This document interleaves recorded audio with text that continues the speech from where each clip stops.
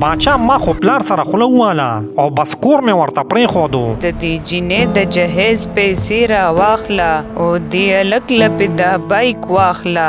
بس یاره سړی مې کور کې کینو او ورته مې وی چې تر څو یې درله بایک نه یې اغوستی نو چې لاړ نه شي او وی بس پلار درله بایک اخلي خو وی کور ته راځه. ټیک ده بابا زه ورته ستا د خبره کوم. باچا جینکۍ خو به تا ته هلک ګوري چې ته په دې بایک څه ګندګیري وکې.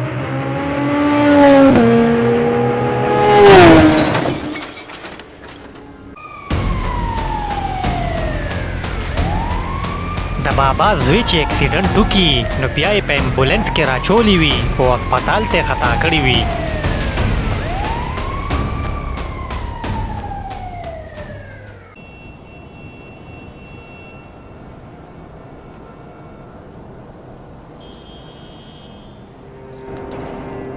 بیا اول خان او بابا هسپتال ته راغلی وي او بابا ډیر زیات خپي نو دی اول خان ته وایي دا ټوله غلطي زما ده، زه پوه نه شوم او د زوی تربیت مې ډیر غلط وکړو. ما خو وی زما دغه یو زوی دی او زه به دته د څه کمې نه راولم خو ما ته پته نه وه چې ما سره به داسې موشي. دې کې ستا هېڅ غلطي نشته بابا.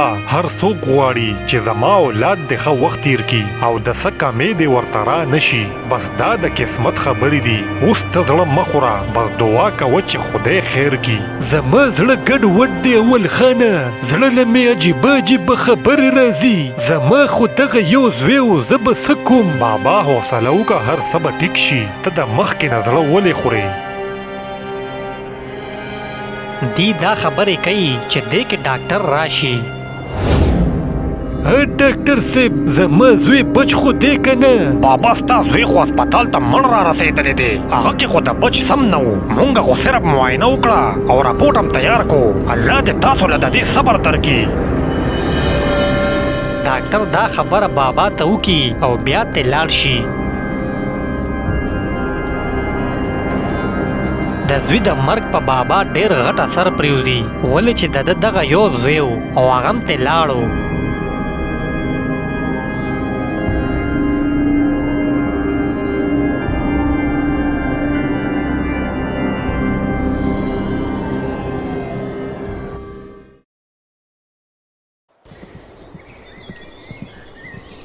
بیا پوره یو میاشت پس هغه تور هلک پسې هغه بل ملګری راغلی وي او هغه ورته وایي څنګه چل دی باچا، امجد خو دې هم مخې نه لرې شو، اوس ورشه هغه خور یې وغواړه که نه. او لېږم ورپسې خو لږ صبر خو وکړه که نه. د امجد د مرګ خو اوس ایله یو میاشت وشوه، دومره زر ورپسې څنګه لاړ شم؟ هسې باچا ګوره دا دې ښه ونه کړل. ګوره هغه جینۍ به یا درکوي یا نه او پوره هلک دې ورپسې مړ کړو. ډېر غلط پلانینګ دې ورپسې جوړ کړی و. نه روره هلک خو ما نه دی مړ کړی، ما خو پې صرف بایک واغستو او نور مې ورته څه نه دي ویلي. مشوره خو تا غلطه ورکړه، تا ورته وی ورشه او په بایک ګندګیري وکړه، هغه خو ستا د وجې مړ شو. اوس د هغه مرګ په ما مه راړوه. ټیک ده ما هم غلطي وکړه خو پلانینګ ورته تا جوړ کړی و او هم ته د هغه مجرم یې. باچا دا فیصله به په هغه جان کې کیږي چې هغه ستا د وجې مړ شو که زما د وجې. زما پلانینګ د هغه د مرګ نه و، ستا د لاسه یې اکسیډنټ وکړو او مړ شو. بکواس مه کوه، هغه صرف زما د وجې نه بلکې ستا د وجې مړ دی. ما له اوس د دې غمه د شپې خوب نه راځي. ستا د لاسه زه نفسیاتي مریض شوی یم، ما سره نور ملو نشي او نه مې مخې له راشي. دا دواړه ملګري یو بل سره خوله ووخي او دی روان شي ولې چې د دې د لاسه هغه هلک مړ شي.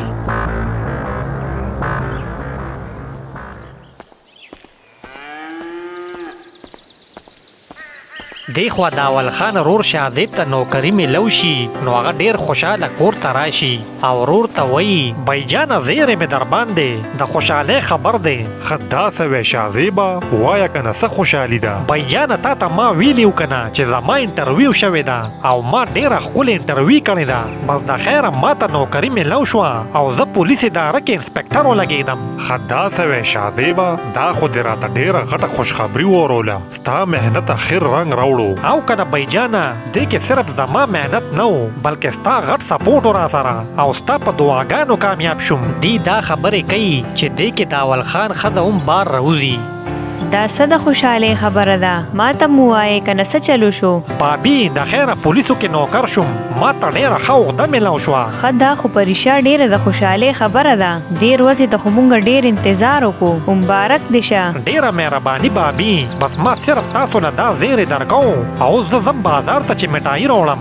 زه زر راځم بس. چې د اول خان رور مټیایې پسې لاړ شي نو اول خان ته ښځه وایي اول خانه د خیر رور دې په خپلو خپو ودرېدو، اوس ورله د واده غم کوه چې کور یې آباد شي. او ښځې ما خو ده له جینۍ هم خوښه کړې ده، خو زه په دې انتظار وم چې دې زر کامیاب شي، بیا به ورله هغه جینۍ وغواړم. ښه دا کومه جینۍ ده اول خانه؟ ما ته مو ووایه که نه. بس ښځې چې کله یې وغواړو بیا به یې درته پته ولګي. فلحال دا خبره پټه ښه ده. د اول خان په کور کې په لومړي ځل غټه خوشحالي راشي او دې ډېر خوشحاله شي.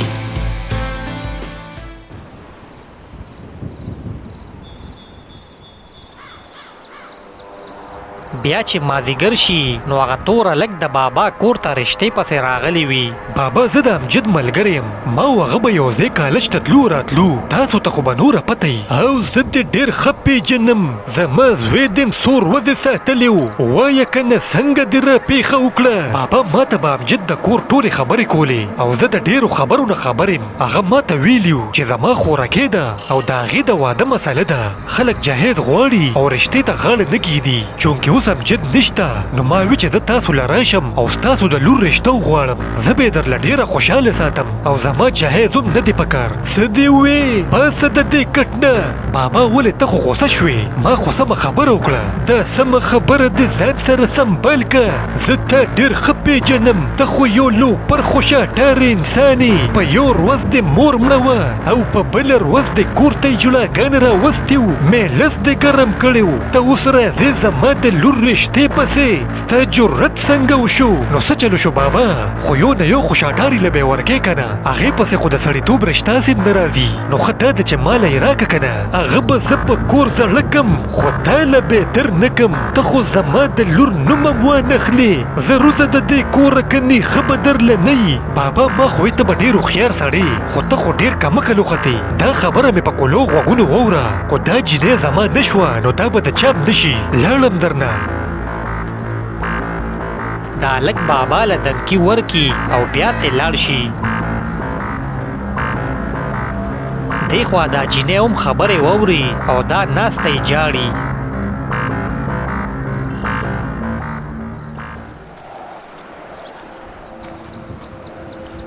بیا اول خان پټي ته راغلی وي او ناستي، نو بابا هم راشي د ده خواله او ورته وایي اول خان راغلی او بابا زه خو وختي راغلیم او ستا په انتظار وم. ښه بس زمام در سره ډېر ضروري کار و، زه په یو بله لانجه وړېدلیم نو ما وی چې تا ته یې وویم. ښه وایه که نه بیا څه چل شوي؟ خیر خو دی که نه؟ نه که نه خیر چېرته دی؟ کور ته راپسې د امجد دغه تور ملګری راغلی و، وایي ماله دې د خپله لور راکه. نو ما ښه عزته کو، ولې چې زه داسې شرابي له خپله لور چرته ورکوم؟ نو هغه چې وتو ما لې غټه دمکي راکړه. اوس یېرېږم وې مسې نه زما خیر موجودګۍ کې کور ته راشي، ډېر سخت پریشانه یم. ولې به راځي کور ته؟ ولې تا بدماش دی څه؟ او بس ته بېغمه شه بابا، دا مسله درله زه حل کوم. خو ما تا ته یو خوشخبري وروله او هغه دا چې زما رور شاذیب انسپکټر برتي شو، د خیره غټه نوکري ورته میلاو شوه. ښه دا څه وې اول خانه؟ دا خو ډېره د خوشحالۍ خبره ده، والله زړه دې راله خوشحاله کو، هغه هم زما د اولاد په شان دی. بس بابا الله کرم وکړو، خو ما درته بله خبره هم کوله او هغه دا چې اوس زما رور په خپلو خپو ودرېدو، نو اوس به زه هغه له واده کوم. نو ما وی چې ستا په اجازت سره مونږ شاذیب له هم ستا ماشومه وکړو، ستا څنګه خوښه ده؟ یره اول خانه دا خو به ته ما په بیه واخلې، دې کې زما د خوښې څه دي چې تا دومره غټه خبره وکړه؟ نو زما د طرفه قبوله ده، خدای دې تاله د دې اجر درکړي. بس ټیک ده بابا، د خیره مونږ به ډېر زر درشو کور ته او ښه په درناوي به د خیره ستا لور وغواړو، نور د خرچو او د څه ټنشن هم ونه کې. اول خان ولګي او د بابا د ټولو نه غټه مسله حل کی. دی خو هغه توره لږ سره د غونډګانو بابا پسې کور ته راشي. ولې لکه ته کور ته څنګه را دننه شوې؟ ولې داسې راجواړه ده؟ څه راجواړه نه ده بابا، خو تا ته راجواړه جوړه کړې ده. هر یو کس ته لور پسې راځي او بیا واپس ځي. څوک هم درلکۍ نن مار لې راکه کنه ولې ما کې څه چل دی؟ ستا غونته بې شرمه انسان له خو بې چرته م ورنه کم. ما خپله لور د خیره ورکړه، ته زما د لور نه بې غمه اوسه. څنګه دې ورکړه؟ ولې تا زما نه تپوس کړی دي څه؟ ته هېڅوک چې زه در نه تپوس وکم. هغه زما لور ده او زما خوښه ده چې زه هر چا له ورکوم. زر د دې کور وځه کنې ښه به درله نه یي. ښه بابا لکه ته په سړیتوب نه پوهېږې. ودرېږه ستا سرودا غم ورشه لکه او دا جینۍ په زوره روباسئ چې بوی ځو. هغه غونډاګان ولګي او په جینۍ پسې دننه ورشي.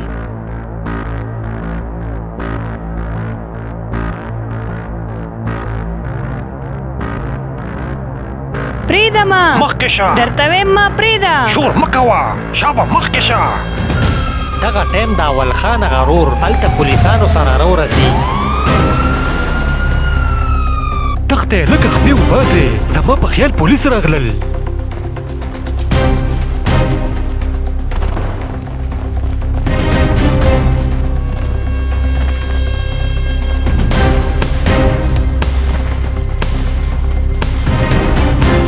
ورشه پیانکه دا سړی راونیسئ چې ونه تښتي. دا پولیس والا ولګي او په هغې پسې منډه کي.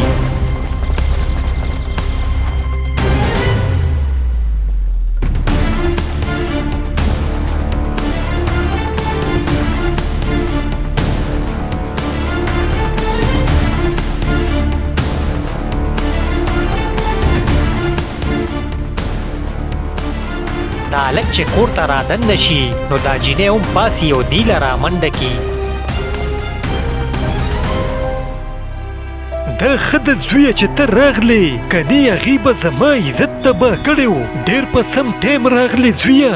بېغمه شه بابا، ستا عزت اوس زما عزت دی او چې څوک زما عزت ته لاس اچوي د هغې نه به زه سرمن وباسم. کسان مې ورولېږل اوس پې راونیسي.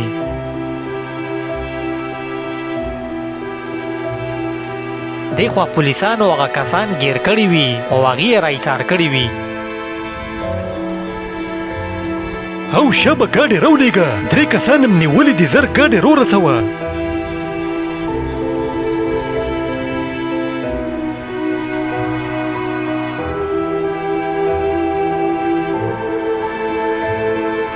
بیا ولخان او بابا شاهزیب له تاڼۍ ته راغلي وي او شاهزیب هغه کسان حوالات کې بند کړي وي.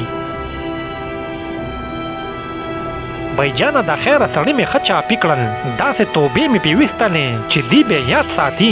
را روان شپږو میاشتو پورې رانه بار نشي وتی. او بس عمره حوالات کې بند وساته، ځکه چې تا ته خو پته ده چې ما د بابا لور ستا دپاره میرلې ده. تا ته به ستا بابي ویلي، نو زه ویم چې ایسته کې دا واده زر را جوړ کړو. ستا څنګه خوښه ده؟ بس بایجانه چې تا څنګه فیصله وکړه ما ته منظوره ده. ستا فیصله زما فیصله ده.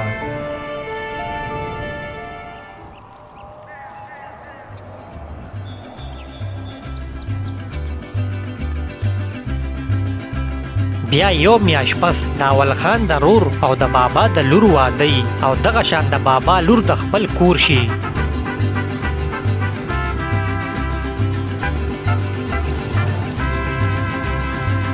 هم دې سره دا کهانی ختم شي. ګرانو کتونکو کو ویډیو خوښه شوي نو لایک یې کړئ او چینل ضرور سبسکرایب کړئ. ډېره مننه.